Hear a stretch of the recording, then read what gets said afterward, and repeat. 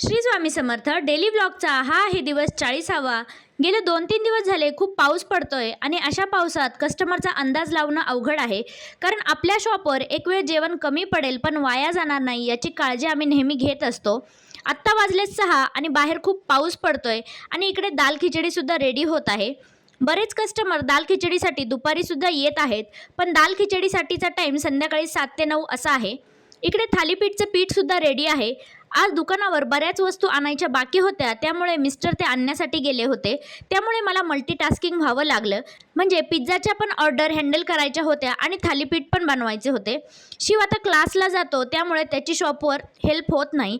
8 वाजले की कस्टमरची गडबड चालू होते आणि आता मिस्टर पण आले आहेत, त्यामुळे माझं पिझ्झा बनवण्याचं टेन्शन कमी झाले। तुम्ही कधी येणार पिझ्झा ट्राय करायला? आजच भेट द्या श्री समर्थ स्नॅक्स कर्वेनगरला। ॲड्रेस डिस्क्रिप्शनमध्ये दिलेला आहे आणि बायोमध्ये सुद्धा आहे। मग आजचा व्हिडिओ आवडला असेल तर लाईक शेअर अँड फॉलो नक्की करा। कमेंटमध्ये श्री स्वामी समर्थ नक्की लिहा।